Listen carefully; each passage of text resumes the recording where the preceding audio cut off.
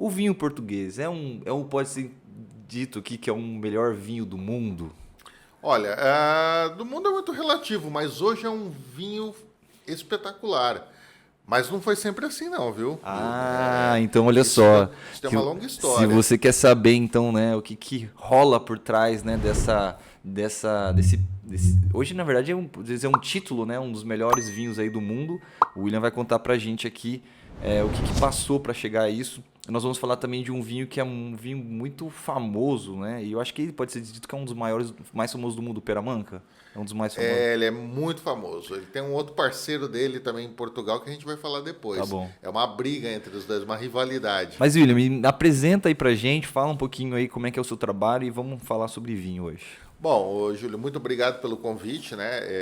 Para mim é um prazer estar aqui falando de vinho e principalmente falando de vinho português, porque dentro da minha formação é ampla dentro da área, né? Para atuar em todos os segmentos dentro da área de vinhos, mas o que me chama a atenção, o que me ganhou muito foi os vinhos portugueses. E até isso que a gente começou a falar, que a gente vai comentar depois, essa questão da evolução, da melhora dos vinhos. Bom, mas eu sou formado, né? A minha formação dentro da área mesmo. Eu sou formado primeiro em chefe de cozinha internacional. Eu fiz no Senac em Águas de São Pedro, que foi referência no Brasil durante muito tempo. Lá me formei, trabalhei alguns anos, né? Ah, como cozinheiro, chefe lá, e acabei conhecendo os vinhos e me apaixonei pelos vinhos e fiz o curso de sommelier no próprio Senac. E aí, depois de lá, já são 17 anos que eu estou na área aí, que a gente tá trabalhando nessa área de vinhos. Aí fui fazendo cursos, fui me aperfeiçoando, né? E agora, recentemente, há uns 3 anos mais ou menos, eu consegui a titulação de especialista em vinhos Uau. pela escola que tem a melhor referência de formação no mundo, que é a W7, a Wine Spirit Education Trust, que é inglesa, né? Então eu fiz alguns níveis dela, fiz todas as provas, as avaliações, os cursos, para conseguir essa titularidade de especialista em vinhos. E me diz uma coisa aqui, até foi uma pergunta que um amigo fez, eu até falei, olha, eu vou conversar com o William lá, e ele é sommelier. Qual é a diferença de um sommelier para um enólogo? Existe Assim, diferença? na verdade tem 3 palavras aí que definem: sommelier, enólogo e enófilo, né? Então vamos começar pelo enólogo. O enólogo é a pessoa que faz o vinho, sabe? É o técnico da, da casa que produz o vinho, é o técnico do centro de vinificação ali, da vinícola. Então ele cuida, ele acompanha todo o cuidado com as plantas, todo o cuidado com as videiras, o momento certo da colheita, acompanha a colheita, que tem todo um procedimento, leva as uvas para a cantina, transforma aquilo em mosto e aí faz o que é mosto? Mosto é você amassar a uva, ficar tudo ali, pele, polpa, semente inteira, não pode espremer a semente, senão amarga o vinho. Nossa, não E sabia. tem toda uma série de cuidados, etc. e tal. Então o enólogo ele faz todo esse processo e ele faz a fermentação. A fermentação a gente sabe que é espontânea, fermentação alcoólica, né? Conversão de açúcar em álcool. Você tem, para ter o vinho, você tem um suco de uva concentrado com pele e tudo, e aí você vai fermentar, a levedura vai comer o açúcar, vai produzir álcool, fermentação alcoólica básica. Básica. E ele acompanha todo esse processo, ele direciona como isso é feito, as temperaturas e tal, até o momento que termina, que esse vinho vai para a barrica ou não, ele é engarrafado e ele é distribuído no comércio. Esse é o papel do Do enólogo. enólogo. Tá. Geralmente ele tem formação acadêmica, tá? Em enologia, geralmente ele é engenheiro agrônomo também. Agora, o sommelier é aquela pessoa que é o responsável por cuidar de adegas, por levar o conhecimento do vinho, por fazer o conhecimento do vinho para as pessoas. No meu caso, eu leciono também em faculdades, né? A gente estava conversando agora, dentro da gastronomia tem uma disciplina que é enogastronomia. Então eu falo de vinhos nessa disciplina. Vinhos e pratos também, falo de harmonização, etc. e tal. O sommelier, ele trabalha em restaurante, ele faz eventos, ele dá consultoria para empresas, então, e ele faz degustação. Essa é a função do sommelier. Entendi. É bem ampla aí no aspecto profissional. E o enófilo, só para a gente concluir, é a pessoa que ama o vinho. Então né, qualquer um que está vendo a gente aqui que gosta de tomar vinho, que gosta de experimentar vinho, é enófilo. Você é um enófilo. Mas eu já falei pro William aqui que eu não entendo quase nada de vinho. Mas o que eu falo, a maioria das pessoas não precisam entender. Quem tem que entender é o profissional que trabalha na área, para orientar. Para quem? Para o consumidor, tem que se divertir. Exato. É isso daí. Mas, William, tô aqui, já tá pensando aqui, eu não sei, a gente comentou antes, mas quem sabe aí a gente faça aí abra aí pros inscritos do nosso canal. Quem sabe a gente organiza um encontro aí com os inscritos e a gente faça uma degustação aí, você possa explicar os vinhos de Portugal pra gente. Imagina que legal que seria? Se a gente legal, fizesse. aceito. Você aceita? Aceito. Vamos ver se o pessoal toparia aí. Eu sei que tem muita gente que acompanha o nosso canal aqui lá de Portugal, mas tem muita gente também aqui que acompanha a gente aqui do Brasil, dessa região aqui na nossa cidade. Quem sabe a gente consiga fazer um encontro com esse pessoal. Eu acho que seria muito legal, hein? Fazer né, se você explicar. Eu não sei se a gente vai conseguir tomar lá o Peramanca, porque o Peramanca, né? Ele tá um pouco salgado, né, o preço. É meio puxado, né? Mas, William, conta aí, explica pra gente como que né? O que faz o vinho português ser um vinho tão bom hoje? Por quê, né? Sim, como eu disse, nem sempre foi assim.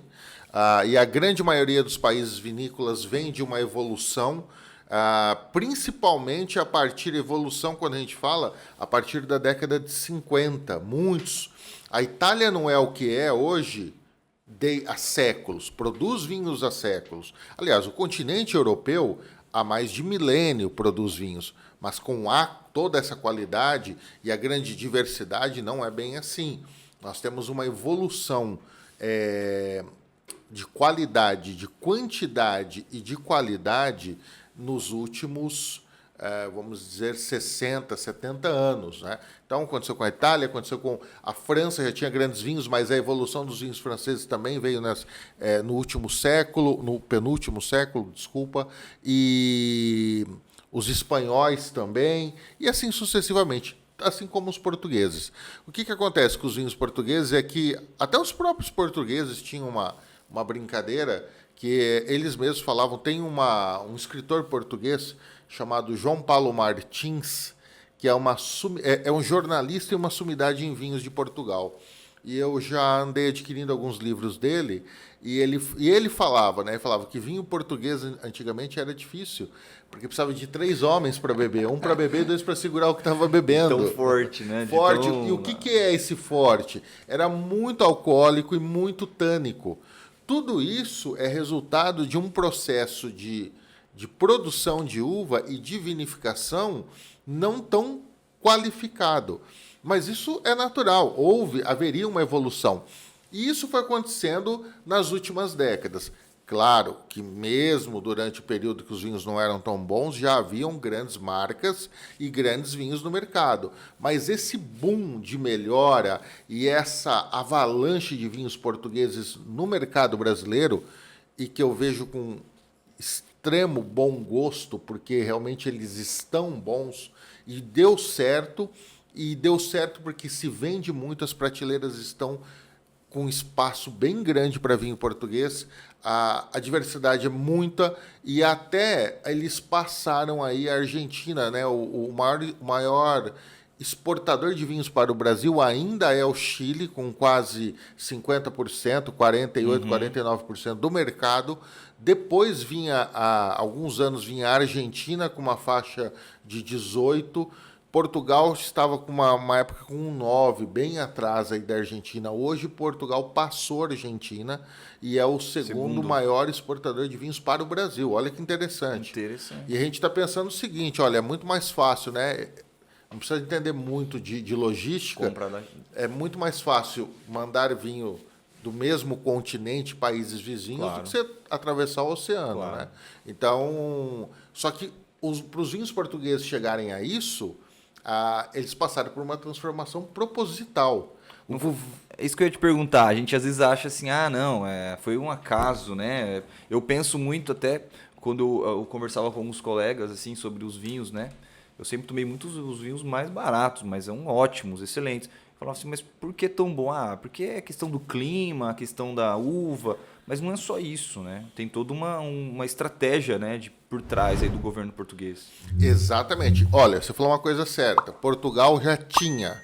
Porque também não adianta nada você tentar aplicar altas mudanças, tecnologias, se você não tem a matéria-prima básica de alta qualidade. Portugal, hoje, é o país que está em primeiro lugar com a maior área plantada de uvas nativas, ou seja, autóctones, que são próprias do país. Porque, por exemplo, a gente vem para a Argentina, Chile, Brasil, você fala, Vem de fora. vem tudo de fora. Castas francesas, castas italianas. Portugal cultiva basicamente castas portuguesas. Toriga Nacional, Toriga Franca, Tintucão, Tinta Barroca, ou seja, de norte a sul. Então, hoje, Portugal é a maior área plantada do mundo, proporcionalmente também, com castas que são naturais do local. Olha que só, interessante. interessante. E os portugueses se tornaram especialistas em fazer corte, em misturar vinhos de várias uvas e fazer corte. Porque geralmente a gente vê os vinhos portugueses, eles não têm uma uva só. Ah, não. São 4, 5, 6.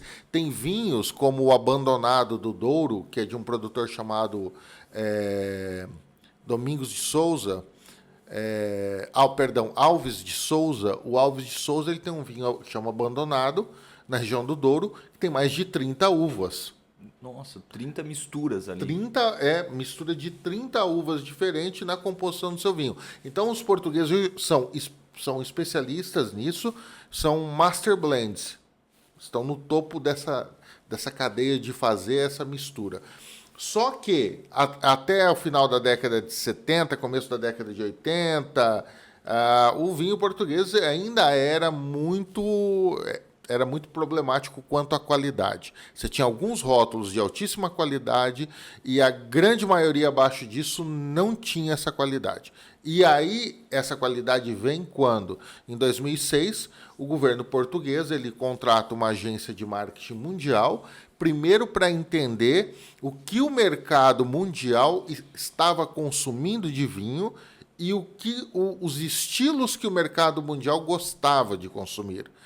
Entendam bem, não é ver o que o mercado quer e pegar o vinho e fazer no gosto do mercado. Porque se fosse assim, você estaria quebrando o terroir. Sim. Ou seja, a origem da uva, o solo, o local. Mas não, ele quis entender no que o mundo tinha evoluído em relação a vinhos. Com essa pesquisa, com um plano de ação, o governo português começou a investir em quê? Em subsídio, financiamento para as vinícolas, com equipamentos de mais alta qualidade, que te proporciona melhorar mais o teu vinho, cursos, formação enológica de maior qualidade.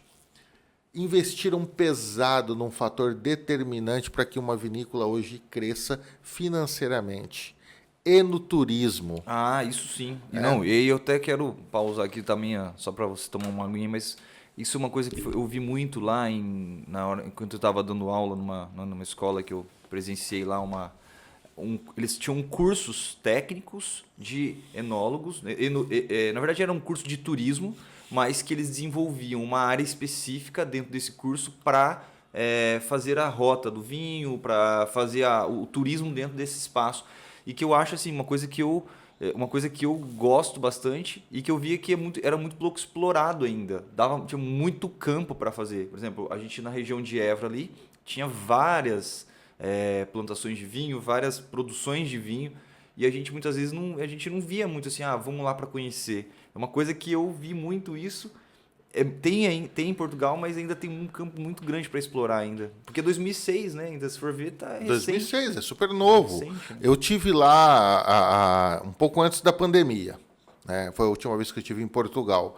E aí assim, já faz um tempo que isso foi feito, toda aquela construção da autoestrada ali que liga, né, que passa até pelo Douro, ali pela região do Douro e liga a Europa com Portugal, aquilo abriu um canal de turismo gigantesco em Portugal. E, consequentemente, o enoturismo só alavancou. Então, eles não abriram só o canal, mas eles prepararam as vinícolas para receber. Muitas vinícolas portuguesas hoje, além de ter essa pessoa que acompanha, que tem conhecimento, que sabe na parte de enoturismo, muitas delas disponibilizam a hospedagem, restaurantes, os passeios temáticos, quer dizer, tudo isso gera renda, tudo isso gera dinheiro para a vinícola e ela precisa disso para se sustentar e para avançar com seus projetos, né? E fazer coisas novas. Então, uma coisa ligou a outra e fez a roda andar. Então, Portugal começou a se desenvolver muito nos vinhos através desse projeto, a partir de 2006, do próprio governo. E o detalhe que, além de tudo, o governo bancou, né, dentro das associações de vinho, pessoas, embaixadores, como eles chamam, que saíram mundo afora durante essas últimas décadas, visitando os grandes centros, as grandes cidades dos países que mais consomem vinho, que estão ligados com vinho, fazendo divulgação, fazendo degustação, fazendo evento, mostrando a cara do vinho português. Recentemente, para você ter uma ideia, aqui no Brasil já se fixou, tem uma feira de vinhos de Portugal. Tá? É uma feira fantástica. Foi agora, recentemente. Foi semana passada. Eu estive lá na quinta, sexta e sábado. Eu não perco. Os dois anos anteriores não houve pela pandemia, né? Mas a Feira de Vinhos de Portugal traz, em média, 70, 80 produtores com pelo menos aí, 15, 16 rótulos de cada um. Então, e não acontece essa feira só no Brasil. Essa feira acontece no mundo todo. Então, é isso que fez o vinho português chegar com essa intensidade, mas também com essa qualidade.